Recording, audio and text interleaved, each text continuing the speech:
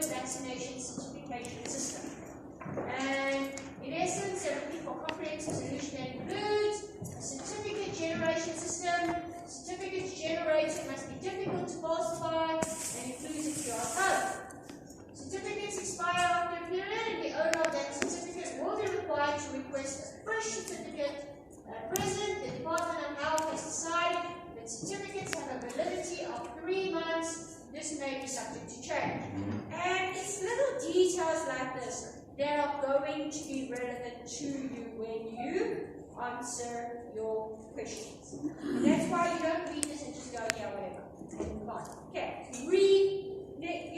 On the 7th, remember you're going to get the separate. So you can have it separately, you can read through it, and you can highlight, you can underline, you can do whatever you want on that. The idea is that is going to be your guidance or guidelines, etc. So it tells you this is your client. So every time you read a question, refer back to your case study. Right. So then this is a public-facing system that allows the general public to request their certificates after verifying themselves. Must be accessible via mobile devices and computers. Then there's an app that organizations can install on their smart devices to verify the validity of vaccination certificates. The app scans the QR code, deciphers its encrypted content, and reports on whether the certificate is valid or not. Last thing, reporting system for use by the Department of Health provides meaningful statistics that include certificates requested, certificates verified in total, and details of certificates that were scanned but regarded as falsified. Because you know they can be big. Right. And then I suppose there's just a bit of story there about the Minister of Health wanting to make sure that you are doing the job correctly. And then there is your team. Now, you will notice that with this team, this is kind of a continuation of the team members that you worked with in Bioscope. See, Logan's back, Elsie's back, and UA's back. Although you might have a few new people, like Mandla, Moses, and Paulina. Alright? And it makes sense that you would now have a tester in the picture. Because 3 of your chapters are about testing. So there should be a tester in your team. Okay? And then it says, PS, while we are currently back at level 1 lockdown, we will leave the decision of working from home or working at the office to the discretion of our team members. And that, I don't just write these sentences so that you have extra things to read. I put these things in because detail is very important. Okay, same thing as your exam on the 7th. Some of you might put your hand up and say, oh no, but I don't see that value, or I can't find that value in my case study. The answer is, it is there. You need to read carefully so that you can find those values. Right. From the few papers I've got so far completely, it is reassuring to see that some of you did read because when you answered one of the questions, I'm not going to get into too much detail there, you made it, you said you would do this because your team was so turned. You did read the question paper very carefully. Some of you read the question paper. Okay. So it's important then that they have that done. Okay. Now, one thing that my assistants want me to point out to you, because it seems that this is something you haven't realized. Do you notice that at the top of each question, question 1, question 2, question 3, etc., do you notice that there's a heading next to that question? Do you see that? Who did not realize that in the first semester test and second semester test? Every one of you are not, none of you have been putting your hand up, so I assume it means you do know. So if you do know that, then why are some of you answering questions from other sections in these sections.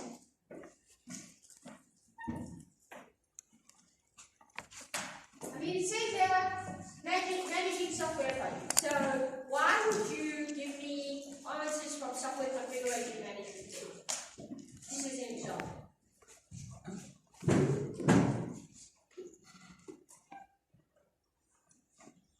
Do you think I would do that to you? You go, you mean you might? Alright. The chapters that you've got to study, they all relate to some concept that takes place during some part of your overall project. So your exam works as follows. Your exam is you have to work on a certain project. Okay? I'll give you a story about a certain project. The questions relate to that project over the course of time. And it relates to, we're doing the project management part. We're doing the software configuration management. Assuming that means your project has been implemented and now we want you to make some changes to it. And so on. So, it's the full life cycle of a certain software project that you are working on in your exam. And it really makes no sense for you to answer questions that relate to some other chapter in the chapter that I'm asking you right now. Okay, because I said, this is 10 marks, this is 20 marks. Everything is fairly distributed. It wouldn't make sense for me to go testing, and then I put more testing in another section. You might see the word testing in another question, but it would normally relate to, now that you've done some testing there, let's continue here. So it gives you context. So please keep in mind that the headings there are for your benefit. It's to remind you that these answers here relate to a certain topic, the topic only. Right, so over here, question 1, managing software projects, 1.1 for 2 marks there for free. Again, tell us about yourself, and if there's someone's going to get this wrong, remember, please be honest about yourself. Don't tell me you've got a master's. You do not. Bernadette will tell you you do not. Okay? Bernadette might be coming back for your exam. Just like Logan was back last year. There are other people in your team. And you can refer to them. You can refer to them and say, yeah, I remember the last project Bernadette was really mean to me. Blah, blah, blah. That's fine. You can mention that here. If it is relevant. Okay. Don't drag out things like Bernadette was very mean to you the last time. And you're like, not relevant here. Okay, if it's relevant, sure. It's not, then what? Okay, over here, you get 2 marks. I'm not even going to go through that. 1.2, based on the email received, decompose the project in terms of the problem at hand. Okay, so for 4 marks, you're supposed to decompose. Now, project management, remember there's a number of things you look at, 4 P's. One of the things was, basically, the people you know by now. You've done a lot of them. Then there's processes, and then project, and then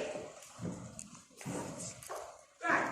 Okay, so yeah, you're just saying you read that whole question, and you were to decompose the project.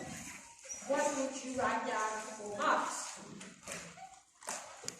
And it could be a number of things. But the thing is, if you say, you use a break the project down for at least 4 marks worth of components, what would those components be?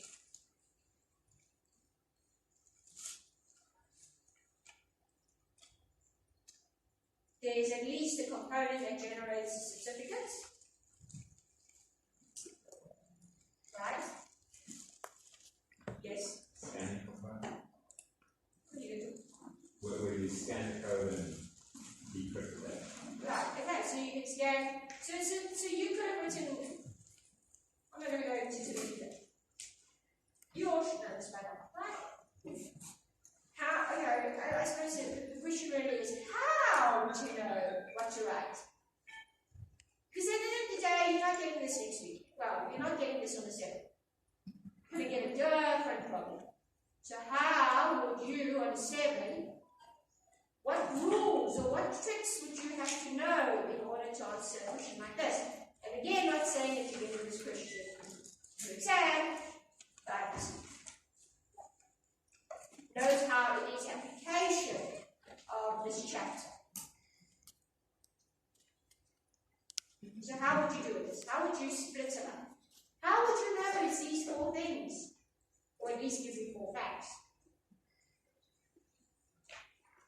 You read the scenario, right?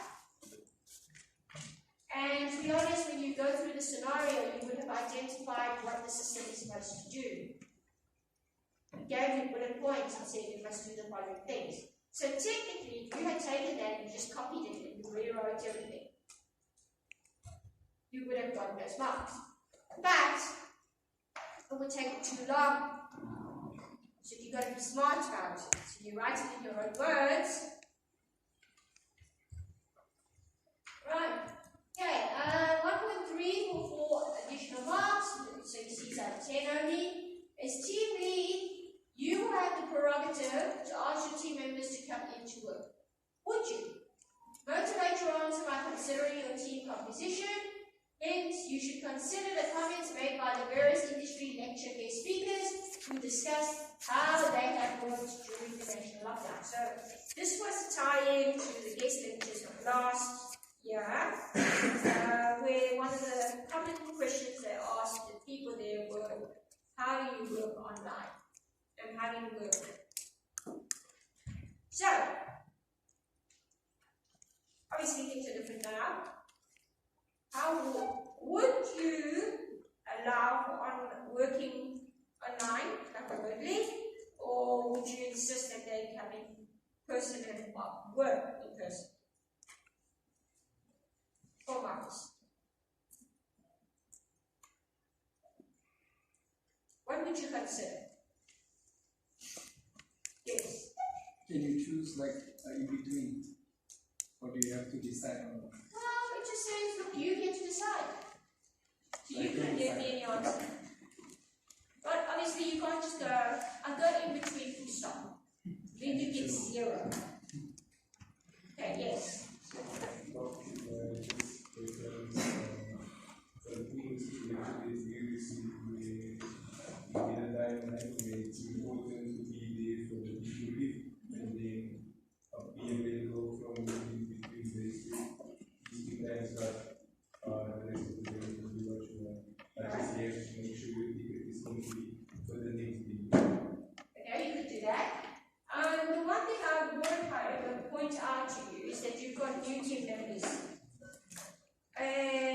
Possibly you still want to get a sense of who they are.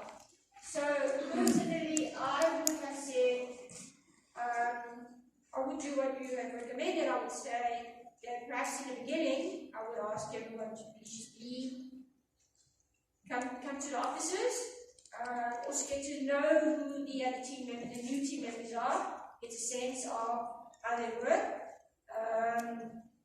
Have meetings where they are present. And then maybe as time goes by, you go, okay, we can trust you, we can work remotely, it's not an issue. Or even you can have 2 of the 3 days or 3 of the 5 of the 5 working days. But whatever you do, you tell me, you give me a motivation.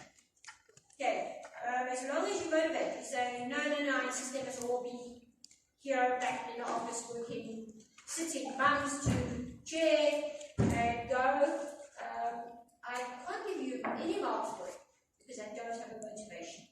You have to provide a motivation, and the motivation needs to speak of why. So when you can't go right and say, I want to do a mix because in the industry lecture this person said so. You got to refer to that.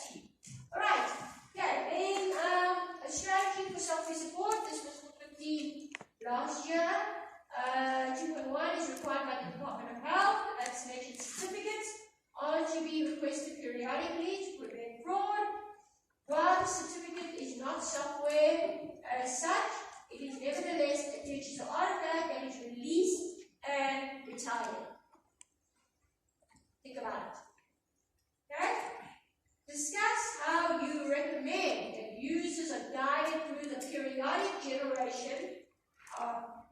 vaccination certifications and expiry cycles so that a user is not caught unaware and inconvenienced with an invalid certificate.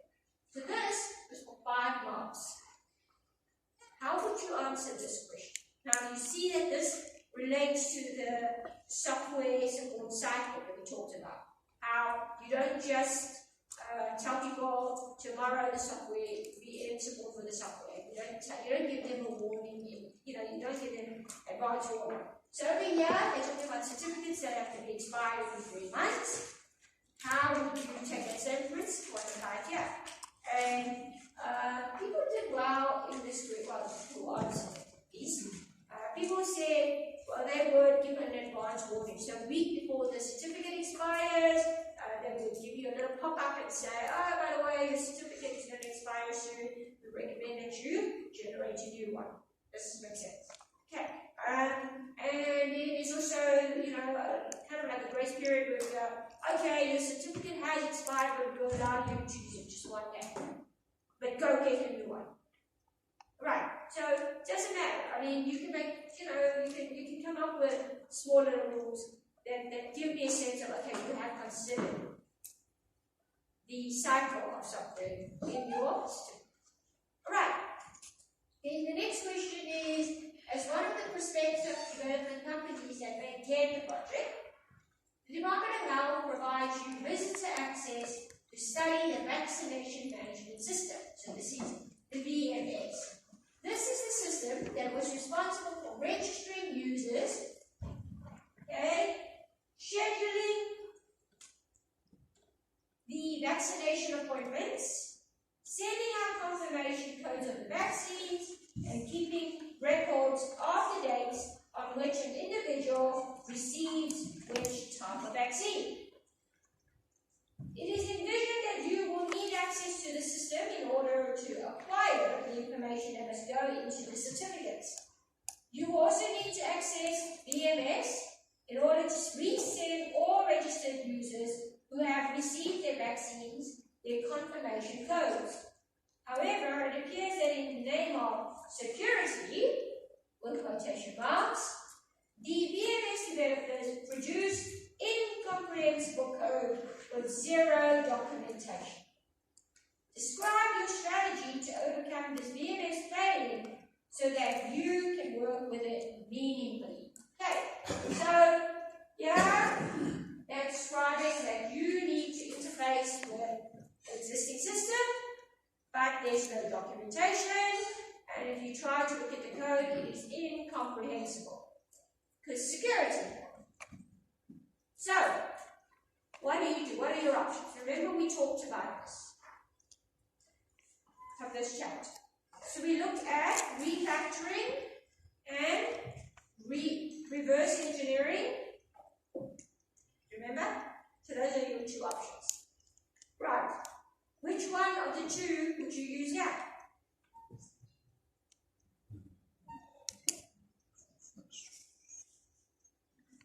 For 10 marks.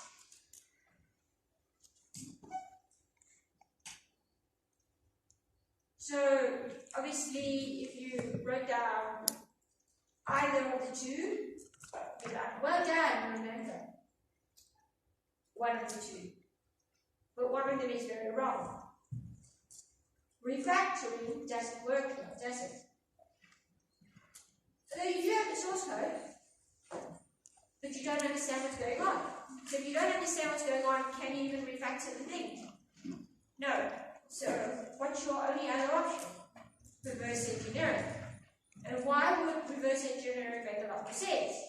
Because reverse engineering will help you get a sense of what the system actually does. Does this make sense?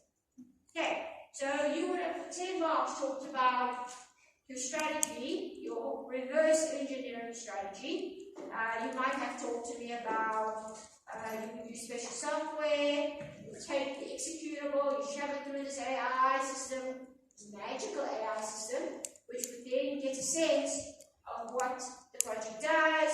It may even generate some documentation for you, so you can get a sense of, oh, okay, so it comprises of the following methods with the following inputs, expecting the following inputs, and it comes out with a certain output. it actually does, you're not sure whether you know it's an integer output, and so on. Alright. So the 10 marks you could have written quite a bit here. And please note, if it's for 10 marks, then I expect you to write 10 points. In the second semester test, what I picked up is some of you don't write for 10 points. And I don't know if you, well, it's definitely not that you didn't have enough time because you left early. Please use your time. Use your time wisely, the full 3 hours. Use your time wisely and check that you have 10 marks, 10 points. Okay. You think you can write 10 marks worth of reverse engineering? Yeah? No, because you don't know enough at this point. Okay, yes. What if I decided to use both methods, use reverse engineering and then use refactoring? Well, you have to have a very good motivation. The thing is, you're going to have to convince me. Right, look, the thing is, if you have written, oh no, I will use refactoring here, does that mean 0?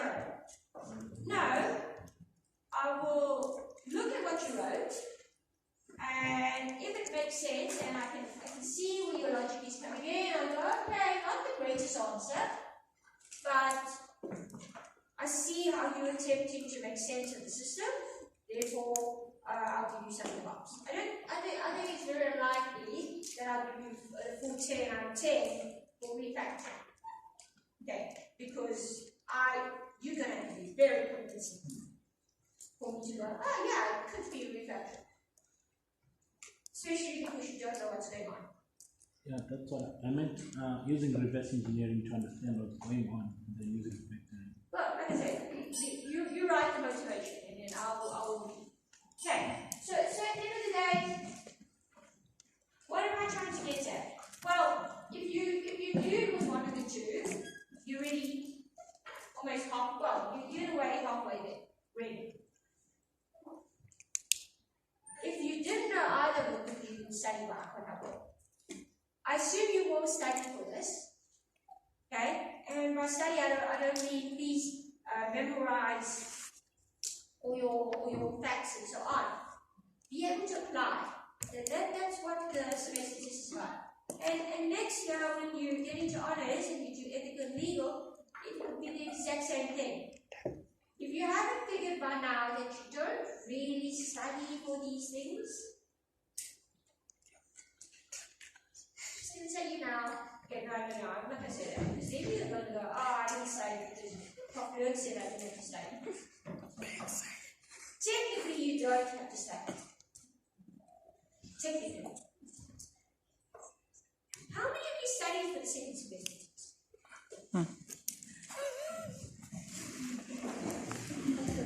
Really? By study, I don't mean, hey, did you read through your lecture notes and all that? Did you memorize stuff? Who memorized stuff? What are you memorizing? Okay, right. Look. Okay, I'll tell you when you need to memorize stuff. You need to memorize stuff if you haven't been applying it in your projects. Yeah. Or if you don't, if you haven't practiced certain things. So, for example, with integration testing with black box. I don't think any of you really went for boundary value analysis. I don't think you did that, did you? You didn't do interface testing, did you?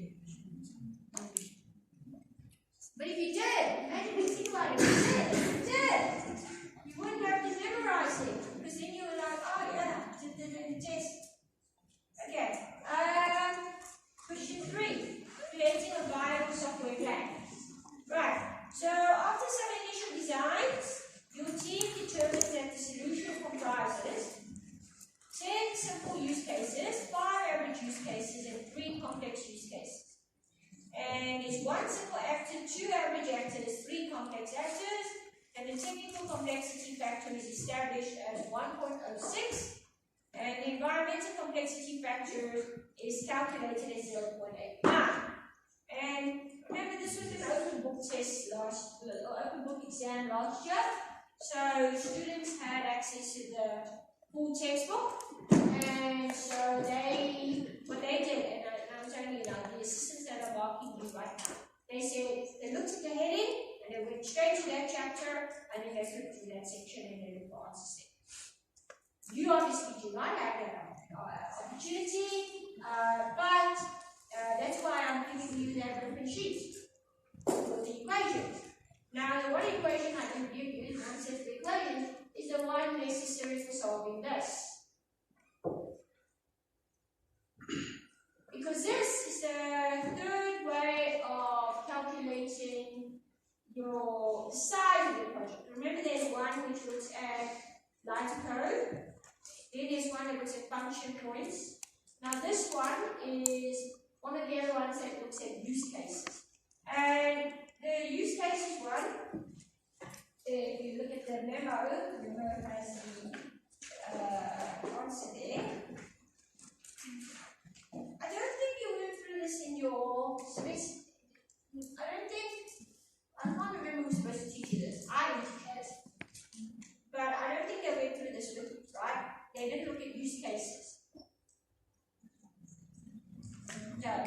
So I'm going to give it a go through that. But the thing is, there were some use. So if you had to do this, there would be use cases. And the way that works is actually each use case is a certain weight. So if it's a complex one, I think it would count 10. And if it was a middle one, it would be, I think, 5. And then if it was a low one, it would be 3. So it was something like along those lines where you would add up how many years. You have 10 simple cases. Okay, maybe that's 5. Yes, that's that. So because it's 10 there, it's 10. Because it's simple, the multiplier is 5. The next one is 5 average. The multiplier is 10. There's 3 complex cases and the multiplier is 15. And you simply just added the multiplication of them to get 145. And you would do the same thing with the actor. So a simple actor plus so that would just work out the total actor weight. And then the use case point you can see is 145 plus 14 times your factor, your complexity factor, and your environmental complexity factor. So that we don't have to worry about because we didn't cover it in class this year. But this is just so for your reference, a third way of calculating the size of your project. So over here you can see the UCP use case is 150. Right, and this was another way of calculating the size of the project and getting a sense of how much effort. Now, the next question, however, is important for you. Even though you didn't do the top part, it reaches a certain project size, and the following question, this is relevant to you now because it relates to something you can do, regardless of whether you work out lines of code or function points. Right, because one of the questions I like to ask you about creating a viable software plan is, are you going to be able to finish the project in time with the students, with the people in your team? Okay, so just some background information. Furthermore, data from previous projects show, on average, groups of Drakensberg Studios, this was last year's company, they produced 90 lines of code per use case point. Okay. And for systems of this type, the average productivity is 750 lines of code per person month. I'm going to put that, I'm going to circle that there, per person month.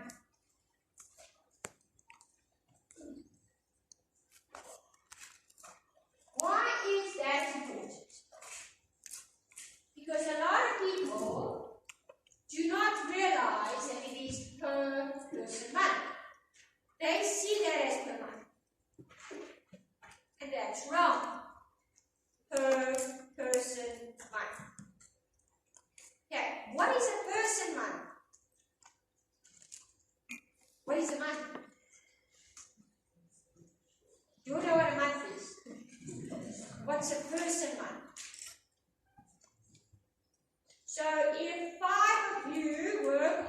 project for 3 months, how many months were spent on the project?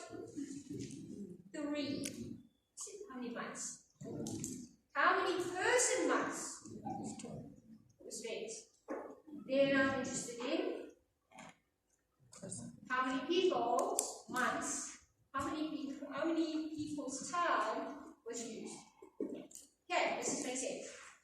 So when you read the questions, make sure you can tell the difference between person month and month. Alright, so here it says that the average productivity is 750 lines of code per person month. In other words, if you had 3 people working on the team and your average productivity is 750 lines of code per person month, in 1 month, it would be 750 times 3. Because there's 3 of you working on it. Each of you are capable of producing 750 lines of code within a month. Does this make sense? Okay. So, 3.4, motivate why your team will not be able to complete the project in time by the middle of January. Take this to mean in 2 months' time. Because remember, this exam was written in November. I tried this trick last semester. I said, please don't jump on my exams, because my exam question papers are time sensitive. And they ignore me. And they jump on it. So I'm not playing that anymore. Now, you have 2 months. How do you work out whether your team is able to complete the project in time by the middle, which is 2 months? What do you suggest be done to ensure that the development plan is viable? So this is not saying that you cannot do it in time. It's not suggesting it, but it hints that you're not going to finish in time. Because otherwise, why would it say, what would you do? To make sure it's viable, right? Okay. But you can't go, oh, okay, and then you answer, no, you will not be able to complete the project in time. We'll get more people. Does that work? How do you work out, how do you motivate that you're not going to finish it in time? Right. So let's take a look at this. So we worked out here that the project, use case wise, is 150. Again, don't worry about 150. Of how you got 150. You're not covering this. Okay. You don't need to worry about 2. Simply big trick things for you. Last year they had to learn 3. You only have to learn 2. Better learn those 2. So the estimated size of the project is then 150 times 90. Why is it times 90? Because it tells you it's 90 lines of code per use case point. And they worked out there's 150 use case points. And on average, each one is 90 lines of code. So you then get a size of the project. The entire size of the project is 13,500 lines of code. Does this make sense? So obviously you're not going to get the same thing for yourselves, but you will have a number, and it either is lines of code already or is function points. And then from the function points you might be asked to work out how big the project is. Or we'll tell you how big the project is big. You don't know. You do not know what I'm going to ask. Right. So, the project would then take on average 13,500, divide by 750, because remember, it is 750 lines of code per person month, is equal to 18 person months required. So far. Okay, now 18 person months is not equal to the answer, stop here and go. We only have 2 months, is 18 person months. How do we figure out without eating? Don't next line. How do we know what our team is capable of finishing? What do we have to do? We know it's 18 person months, which we must now finish in the next 2 months. Yes? Divide the number of personnel to need by the number of people. Right, okay, so yes, that's a good idea because we do know how many people are on our team. Right, so you'll see that I said because there's 7 members on the team, we got 18 divided by 7. And that means we need 2.57 months required to complete the project. Or alternatively, you can say 18 divided by 2, right, because you've got 2 months. And then it says, that means we actually need 8 people to work on our project. Either way it works. Okay? And we know we have 7. So we are missing 1 person. We need 1 more person to help us work on the project in order for us to meet our deadline of 2 months. So anyway, 2.57, and then we can round up or round down. Don't go, 2.2 months. Yeah. 2.2 so 2.2. It's over 2 months. This means just over half a month more time is required to complete the project. So before you read the answer to the last point, just remember you're going to go, okay, yes, you've answered half the question. You've proven to me, you've motivated that you cannot finish this project in time with your team. But what do you do now? And what you do now, that's your motivation now. So do you bring in someone new to the team?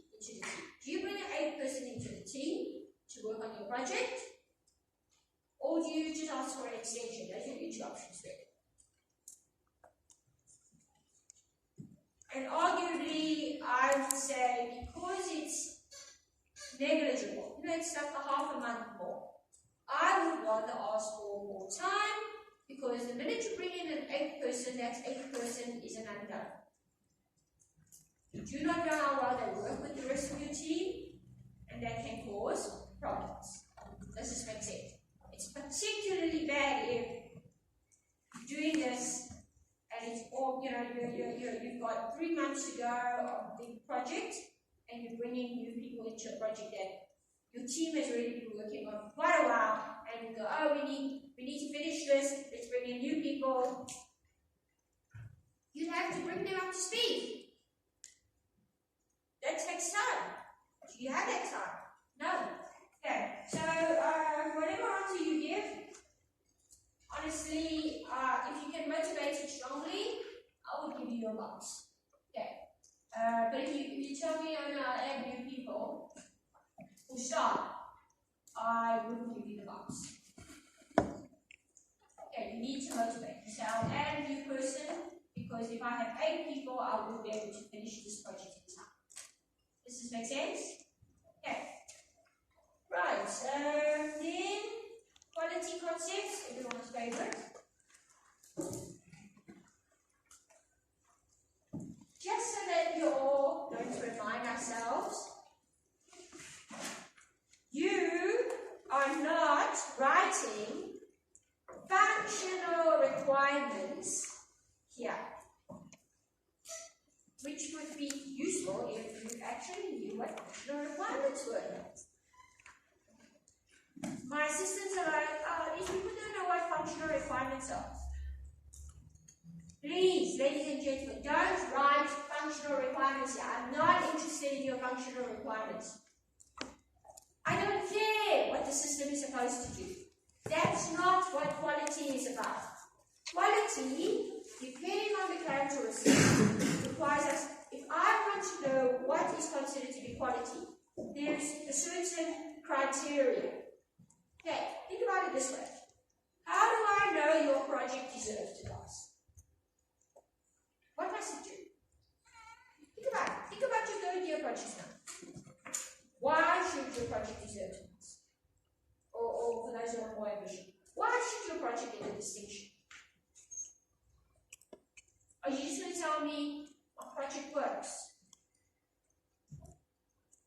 Is that something for me to go, oh, it works perfectly? What do I need to see? Characteristics quality need to be present. And I'm going to ask you based on that. So, in this particular question, you'll see that I did it a bit differently. I asked effectiveness and satisfaction according to 3 different types of users. Because your different users will use your system for a different purpose. So let's consider effectiveness. You all know what effectiveness is by now. It's the first one you have to answer and memorize. So the general public for this certification system, what is considered to be effective? What would they be looking for? And don't tell me it works. 0. 0 if you tell me it works. What is the general public looking for in the vaccination certification system? Efficiency. Effectiveness. What does it do?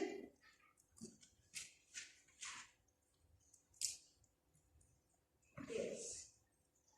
I know how to phrase this, but like basically keep track of their expiry dates of their certificates. Put yourself in the shoes of the person who wants to get a certificate from the system. What does it do? When you log in, it must do what? It must give you, okay, no. It must give you your certificate. Does this make sense? You don't just log in and here's a certificate, somebody's. Okay, and that's not a security issue, that is a effectiveness issue. Because what's the whole point of the certification system? It's that every person can be verified. Okay. Right, and if it gives you your certificate information, it will say you were vaccinated for so much. And if you weren't vaccinated, it'll give you a certificate saying you're not vaccinated at all. Alright, okay. Verifying organizations. So these are the organizations that have to check.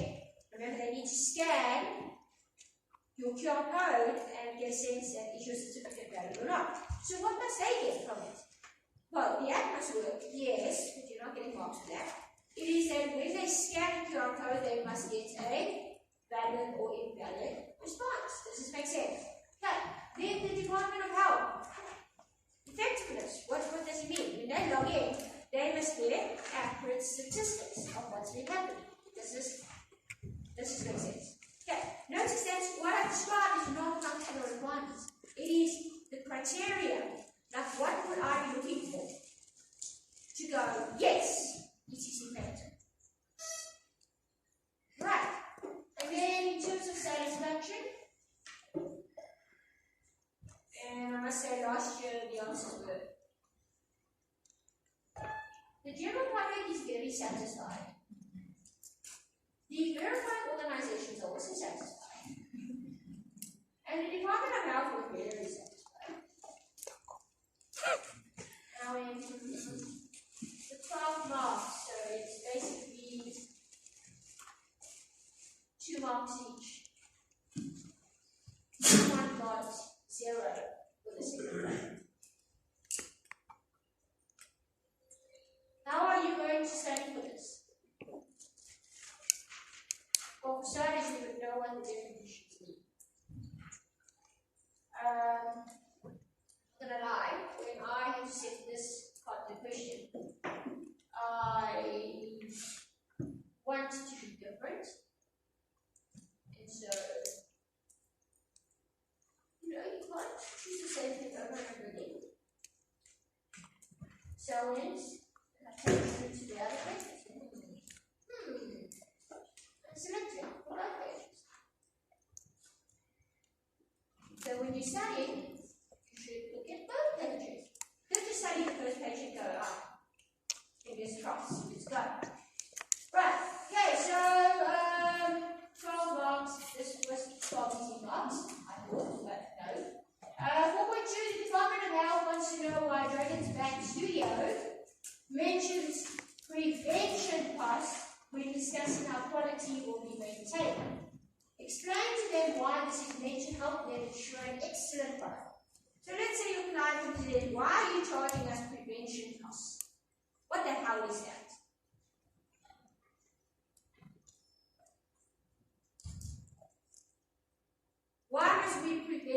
why must we spend money on preventing errors?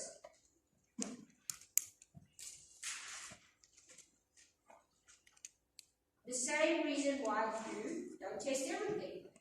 Because there's a cost involved in the activities that you would conduct to prevent or iron out any errors, so they don't end up being defects. Right, prevention costs relate to the time and resources spent doing technical reviews, going through your code, testing to make sure that there are no errors. Doesn't happen for free. I know that now you're doing all of your projects. You are testing your own code for free. But it still counts as resource and time.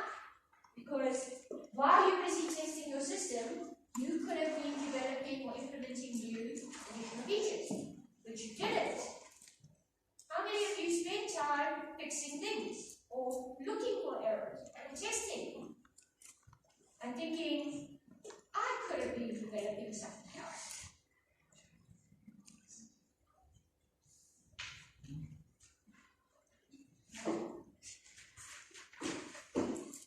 Right, then question 5, reviews. So after the last incident with Logan on the Bioscope project, in which he practically bullied the new team members into agreeing with his technical review, so in case you're wondering what happened there, that's exactly what happened. You feel the need to take a more involved role during the technical reviews of these work products. So as a result, you ensure that you are part of the team that conducts a technical review of his work on the certificate generation module. And here is a report, right? So you've got technical review, vaccination certificate generation, date of review, 8th November 2021, 7 o'clock to 8:30, in attendance, your name, Elsie, Logan, Amanda, Paulina, and the note taker is Elsie. Preparation time, you took 1.5 hours, Elsie took 1.5 hours, Logan took 45 minutes, because Amanda took 3 hours, and Paulina took 2 hours. So, findings. The module comprises 176 lines of code. After lengthy discussion, we identified the following: major errors, generated certificates do not always reflect the correct details of the user requesting the certificate, which is a big problem. Alright? And the use of the MD5 hashing algorithm to certify the certificate is not suitable due to the high potential for collisions. Yes, why would you use MD5? That's good. Okay, minor errors, the certificate on the top of the generated PDF is spelled certificates. See, minor errors. Right, resolution. Logan to fix, apply fixes to all 3 errors in the next 3 days. In the case of the hashing choice, Mindblow must be consulted for a more suitable hashing algorithm. This director Mindblow is the cybersecurity expert. Okay, Paulina to test the work product once Logan has applied for training. So this is an example of a report for a review, and you can see more or less this is actually a decent report because it tells you who's involved, what time they took, and what the errors were, and who's going to take charge. So these are follow-up. Right. As reference, you may recall that Logan historically produces work with an average error density of 0.015 errors per line of code. Show before working out for any calculation with any answers involving decimals being rounded off to the nearest 3 decimal places. Yes, reminder, bring your calculators with. Okay. Part 1, calculate the error density of the work product based on the findings of the review. So over here, you can see that there's really just 3 errors. You don't have to worry about 2 major errors and one minor error. It's 3 errors in general. So it's 3 errors divided by 176, which is the size of your work product. And then you get a number, whatever that number might be.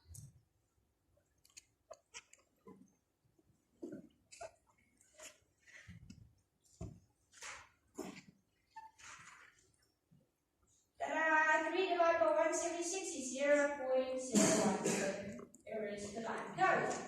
Okay. Then they ask, what was the preparation effort? So what is the preparation effort? You basically take 1.5 plus 1.5 plus, and then here's where people's maths went wrong. 0.45.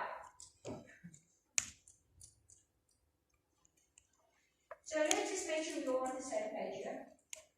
If it's 45 minutes, what is it in terms of an hour?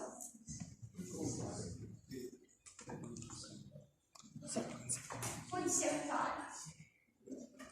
Are we all on the same page? Yes. Are we going to not make that mistake? You third years, please. First years know that. Don't be like first years. We don't know that. I'm not saying all first years know that. Right. Okay, and then plus 3 plus 2. And then I have people go, oh, that was so tricky. I expect you to know that 45 minutes is 3/4 of an hour. Okay, so you add them all up and then you get a value. Right, that's the preparation effort. That's it. For 2 marks. The next one was, what was the assessment effort? What is the assessment effort?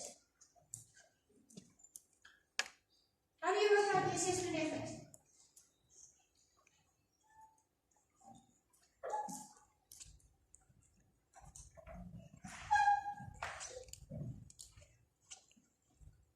Do you see it?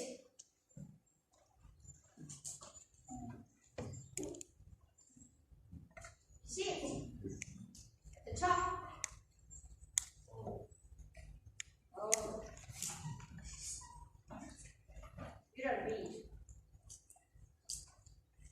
So how many hours are we talking about? 1.5 times?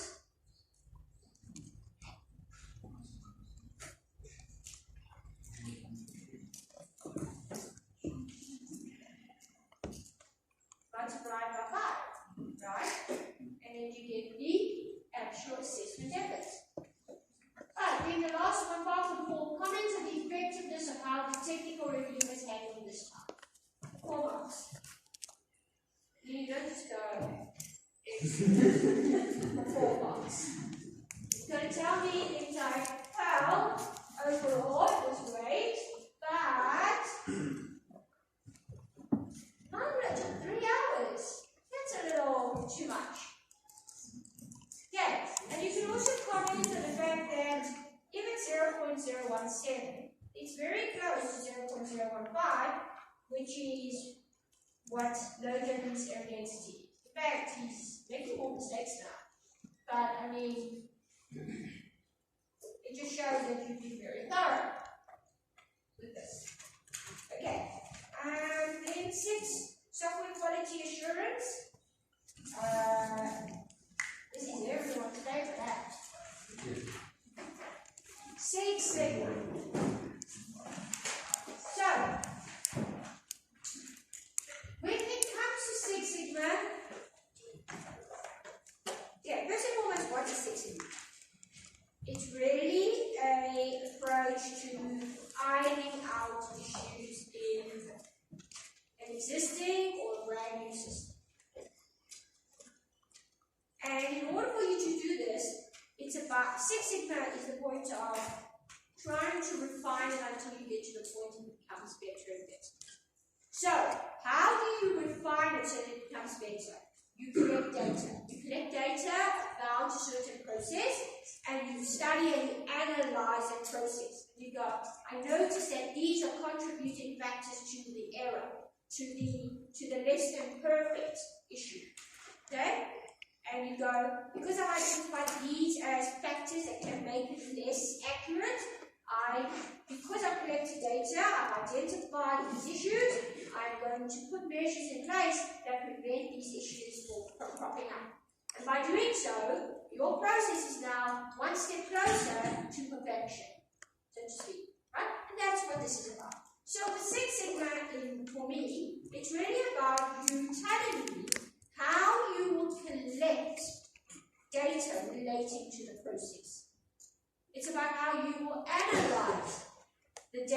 have collected,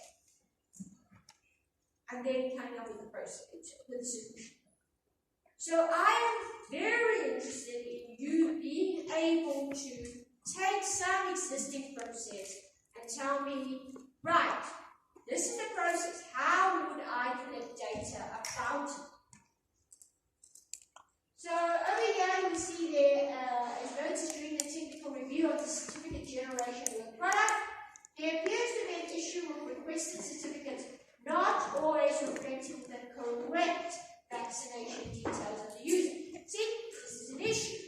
Right, it doesn't always happen, it sometimes happens. So now you're looking at, well, why is it that it only happens sometimes? So you've got to collect data, but you can't collect data not related to this process. So I've given you a process here. I said, this is what I want you to focus on. This is what I want you to fix. So when you're looking at this problem, you need to tell me, how will you go about to collect data that will inform you about this process itself? So you need to tell me things relating to the sort of testing you would do, to try and collect data about this process. So we know it's a process relating to issuing you with a certificate. The problem is, it doesn't show you the correct details. Sometimes the certificate is correct. At other times, the certificates are of the vaccination certificates of another individual. So the question is, why does this happen? Now, you don't know what the answer is. But what you do know is you can, with this process in place, go, okay, how will I go about collecting information so that I'll run this enough times so I can see what the issue is? Okay, so you would run things like that. 2.1, define what the requirements of this particular process should be, 3 marks. Here, you should have told me it should be correctly, so you're going to be correct here. You're going to say, it should generate a certificate which is then issued to a person showing their correct details. Does this make sense? Not showing someone else's. Okay. Then 6.2 for 4 marks. How would you measure the existing process to determine its current quality performance? So I would personally say, okay, I would perhaps run this 100 times. Okay, but like run what? Okay, I would request the certificate maybe 100 times. I would do it for 5 users, okay, 20 times each. Okay, so I have 5 different users, 20 times each, and I guess it's do all 5 users get the same certificate, or is it first 10 is correct, then suddenly only 11 want to get all correct? So here is just me describing how I would do it. That is not to say it's the answer, it is a answer. Some of you might say, no, I'll do it 1,000 times, and I do it with 1,000 different people. That's also okay. Does this make sense? What matters is you're just telling me how you're going to collect the data. But can you see it all revolves around requesting certificates? Because the problem is when you request a certificate, you sometimes get the wrong one. So the only way for you to test it is if you keep repeating the process. Right, okay. Then 6.3 describe how you can analyze the defect metrics to determine what the vital root cause may be. Alright, so the defect metrics are effectively when you go, oh, I noticed that these errors come up during certain times. And so this is you describing how you would actually analyze the data. So when I said, oh, I'm going to do it 1,000 times with different people, I would then say, with that data, what I'll do is I'll look and I'll see which ones were incorrect. And I will try and match it against, is it certain people that get it correct? Do they get it correct all the time? Because I haven't said anything. I haven't said that, if you notice, I haven't said that, look, sometimes the certificate is correct and other times the certificates are somebody else. So, what is the error ratio? Is it I do it every 10 times, on the 11th try, I get a wrong one. Or is it more, I get it wrong all the time, and then on 2 occasions I get it right. So these are just you describing how you would analyze a matrix. And when you do that, why would describing it that way and analyzing it that way lead to you being able to isolate the problem? I want to see that. Okay, so maybe I will talk about, I want to check if it's a certain people, if it's only certain people that have this error. Maybe I want to check on which day and time they do it. Maybe I will check to see if it's the 100th certificate that I've issued for the day. Maybe there's something with the system where it's not clearing the cache and it's giving the previous person's certificate. These are all possibilities, but obviously you write down the process there. Alright, so Six Sigma should not be scary to you. I know the name Six Sigma. Something mad to me. But there's no reason for you to suck at it. Because it's about you telling me how you will collect the data from here. Right, then question 7, everyone's favorite question. A minute.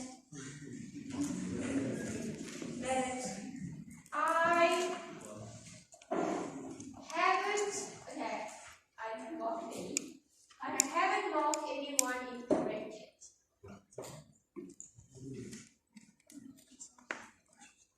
Okay, 7.1. Assume that your translation of the certificate reporting algorithm results in a following flowchart. According to your flowchart, how many sets of independent parts exist? You must demonstrate your full working out and provide diagram where applicable. So, again, you notice this particular question, I didn't dictate to you which of the techniques you have to use. But if you decide to tell me how many regions there are, then you're going to have to draw something up, which takes time. So I think many of you did take my advice and you went for the easiest, which is counting the number of predicate nodes. In this case, you have to tell me what those predicate nodes are. And so it's 2 and I can't make like this. Those answers. Those ones. So you would tell me those answers. Whatever those numbers are. Right. So then how many parts are there? Yes? 4. Right? If there's 3 predicates plus 1, so 4 parts.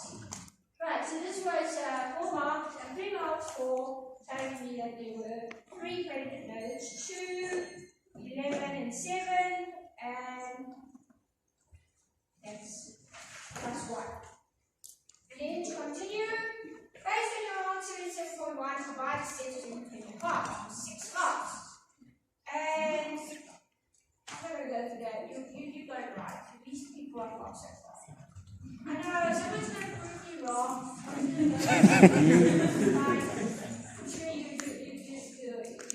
I'm sure you regret it. Okay, anyway, 7.3. To successfully request a certificate, a user must provide details of the user's identification, either their South African ID or a passport number, the user's first name, the user's surname, the user's cell phone number, and any of the vaccination codes the user would have received when they were vaccinated. With the above information, describe how you would carry out a suitable interface testing strategy. Okay. 6 marks. You are describing your interface testing for the following. What would your strategy be? So I would like to believe that you would put in a checksum calculation for when people put in their right number. Okay. And numbers are important. First name, surname, that you can't really check, right? You can check if it's blank. You would put it in. And then for your cell phone number, you would check to see that it is actually a cell phone number. Right? It would be so many digits. Alright. And then any of the vaccination codes, obviously the vaccination codes have a certain format, and we'll talk about that. 6 marks. Easy. interface testing really is checking that an ID number. Very difficult to check with a valid passport number because every country has a different passport numbering scheme. But you can check to see if the value is for you. And then making sure your cell phone number is actually cell phone number. Okay, question 8, testing integration level. And then there's also testing specialized testing. So, 8.1, if time starts to run out, would you rather carry out black box testing or white box testing? Motivate your answer for 3 marks. Because by then, in the exam, I was thinking, you still don't know the answer to this. You don't deserve 3 marks. But I'm not going to give the people who know the answer already a lot of marks, so just 3 marks. And the answer is, it's a trick question. You go both, because they cover different aspects of your system. Okay, 8.2, describe how you would carry out top-down integration testing with regard to implementation of the reporting feature for Department of Health staff. Okay, start by providing brief descriptions of the components you will be integrating. So for 7 marks, you could have just talked about the reporting feature, different components that you might have for your component feature reporting. So you might say it is I don't know, whatever components that you think you're talking about. But then you need to discuss the top-down approach. So think about it. If someone calls and says, or uses your system and says, I want to generate a report, you start with the maybe user interface, right? That shows you click on a button, it generates a report. So start there and say, there's my starting point.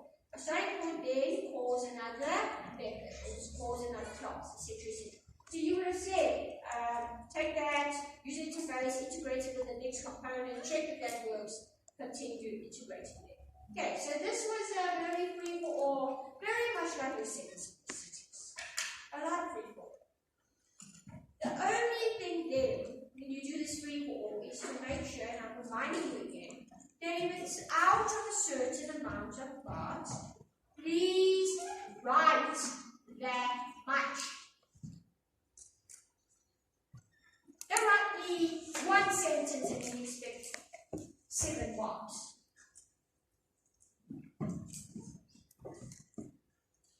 Right, then software testing, specialized testing. 9.1. Okay, so as a vaccination certification system is meant to be used as widely by South Africans as possible, it is imperative that the system is extremely accessible.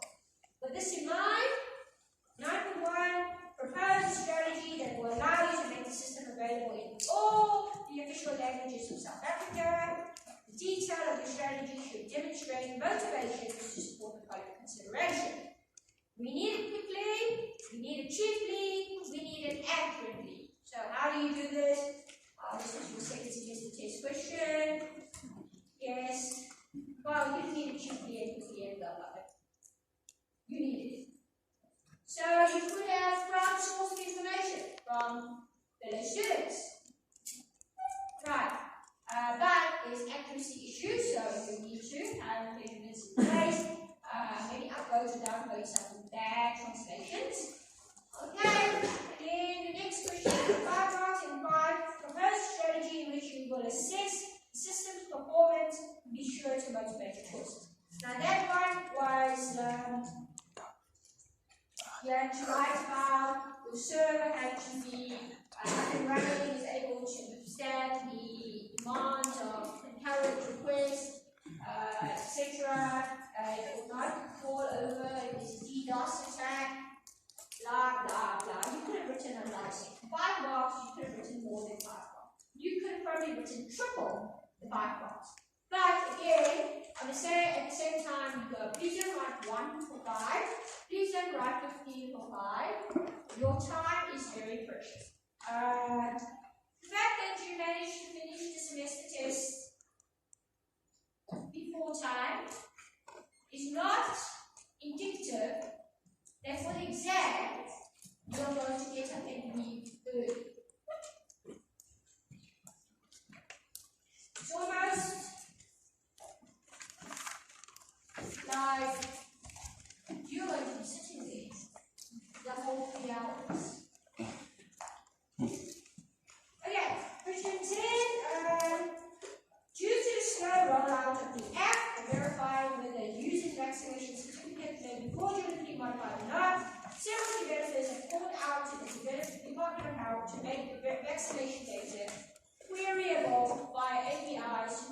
third-party developers.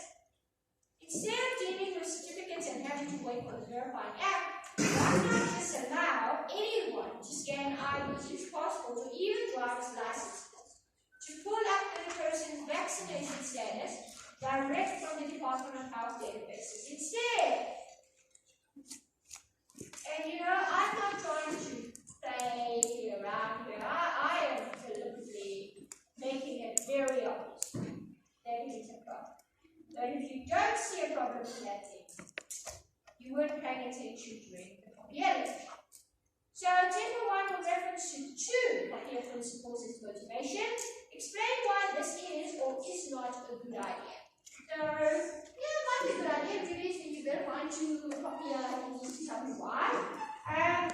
So, can you all tell that you can't just randomly choose any 2 of the 8 clear principles and then shove it here?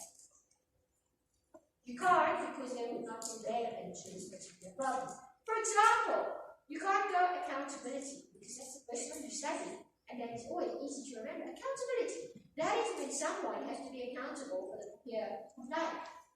What does that have to do with this? Well, you might be able to argue it. You say, someone has to be compliant, but if you make it freely available to everyone, who is accountable? Okay, does that make sense? Right, so I'm not going to go into too much detail there.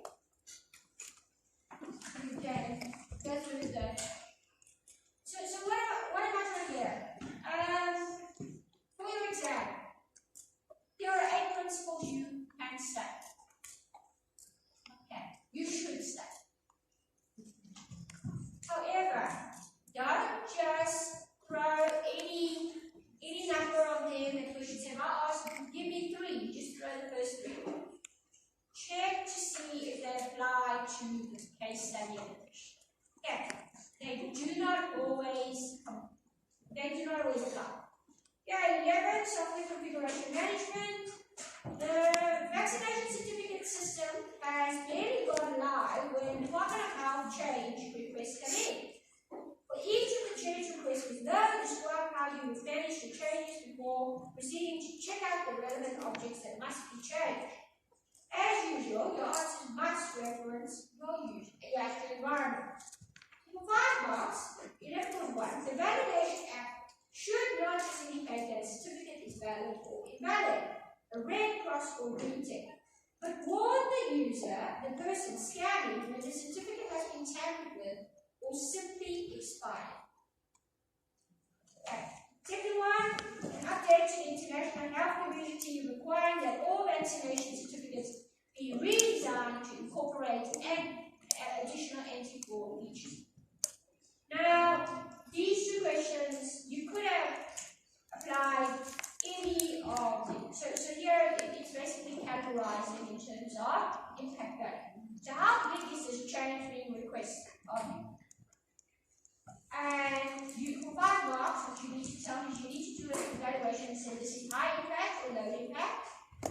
You could give it 1 to 4 in categories, but 1 to 4 means nothing to me. I mean, your 1 means nothing to me. Some of you think 1 is very important. So you can put in the 1 to 4, but I am more interested in your motivation. That gives me a sense whether this is high impact or low impact. And if it is high impact, then what are you going to do about it? Okay? And if it's low impact, then what are you not going to do about it? Okay, 12. 12 is the last question there, 20 marks. It's not going to be 20 in your exam this year, it's going to be just 15. But I'm going to ask you questions relating to how you answer this whole problem, and you need to identify the risk. So there are different ways that we can ask this question. I could ask you to please work out the risk exposure. Okay, which remember is the probability of it happening times the impact. But that will only work if you've got actual figures to it. Because if your risk impact is median and your probability is low, you can't exactly go low times median equals low low medium. Right, so if there's figures, then yes, you can work it out. I am more interested in seeing why you would assign something as low risk, medium risk codes. So chances are going to ask you give an evaluation in terms of risk, give an evaluation in terms of impact. And if I say give me low, medium, high, give it to me, but tell me why. Right. Then I also want you to be able to identify risk. And when you identify risk, please write down your risks. Not too generic. Risks like something might go wrong is not helpful to you. Or there is a security issue. Again, not helpful to you. Okay, be detailed in what it is. But then remember, your next point is to unpack what you just stated. So something useful would be, you say, users are able to guess the password easily. That is much better than this is a security issue. That's too vague. Makes sense. When you go, okay, people can easily guess the password. When you break down and go, the problem with the password is that you're limited to 4 characters. And when people type the password in, it's not lost. That's good. I love that. Right. And then and remember there are different ways to address risk. The one is if you accept it. The one is if you mitigate it. The one is if you transfer it. And the one is if you ignore it. And all 4 are allowed. Yes, they are allowed. So if I ask you the question, oh, you have this risk, what is your strategy for dealing with it? And you go, I'm going to ignore it. You better have a very good reason why you ignore it. Okay, so you tell me, oh no, it's because the risk is really, really, really low, and the impact is really, really low, you're going to ignore it. I go, okay, fine. I can accept that. Right. I mean, if it was something along the lines of, well, and this is an example. So, with the power outages all the time now, Eve keeps falling over, and you notice. Because the data center, so apparently what happens is Eve is hosted on one of the cloud instances in ICS. And when the generators kick in, certain things don't get powered on in the ICS server room. And one of the things is the temperature on the fan system. So it stops running. So the temperature gets too high and the Eve instance falls over. Right. Now that is considered to be high impact for us because you're not able to handle your homework. Right? But the probability of that happening once upon a time was low, now it's high. Because we're chilling with the time. Okay, so if you tell me, oh, you ignore it, I mean, no. Then what are your other options? Can you accept it? Accept it, great. Now what? You transfer it, you mitigate. Maybe have to back up. So like for example, for me, I expect my students to hand in their computer forensics research assignments this Friday, 2059. Now they're going to go, oh no, but you fell over, blah, blah, blah. I'm going to back up. They are going to upload to another location in stuff.